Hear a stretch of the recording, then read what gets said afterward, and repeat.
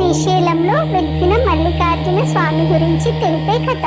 ఒకసారి శివుడు మరియు పార్వతీదేవి తమ ఇద్దరు కుమారులు గణేశుడు మరియు కార్తికేయుడితో కలిసి కైలాసంలో ఉన్నారు. అప్పుడే దేవతలందరూ వచ్చి శివుడిని ప్రార్థించాడు.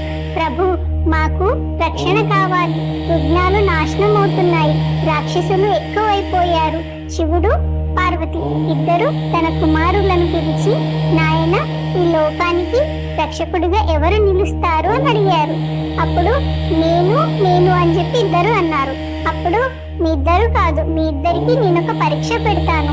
ఎవరైతే ముందుగా ప్రపంచాన్ని చుట్టి వస్తారో వారికి నేను వరం ఇస్తాను అని చెప్పేసి శివుడు పార్వతి ఇద్దరు అంటారు. అప్పుడు కార్తికేయుడు తన మయూరం అంటే నెమలి ఎక్కి వెళ్ళిపోయాడు. గణేశుడు మాత్రం తన వాహనం అనింద్యుడు అంటే ఎలుక కాబట్టి తను వెళ్ళలేడు. కాబట్టి ప్రదక్షిణలు తన తల్లిదండ్రుల చుట్టూ 3 సార్లు చేశాడు. ఈ తల్లిదండ్రుల చుట్టూ ప్రదక్షిణ చేస్తే లోకం అంతటిని చుట్టినట్టే అని చెప్పేసి అనుకొని గణేశుడు తన తల్లిదండ్రుల చుట్టూ 3 సార్లు తిరిగాడు. శివుడు గణేశుడిని ఆశీర్వదించాడు. ఆయనకి మొదటి పూజాధికారం ఇచ్చాడు. కార్తికేయుడు తిరిగి వచ్చి గణేశుడికి ఇప్పటికే వరం పొందినట్టు తెలిసి బాధపడ్డాడు.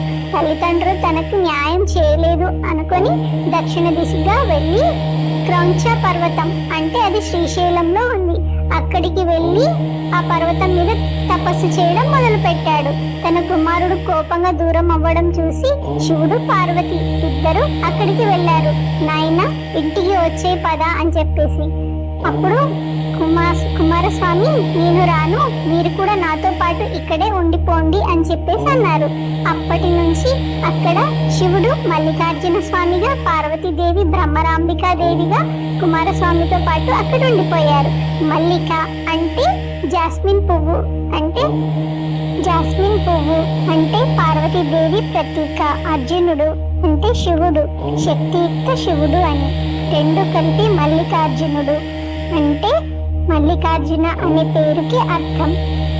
ఈ రకంగా శివుడు మల్లికార్జునుడుగా పిలువబడుతున్నాడు శ్రీశైలంలో.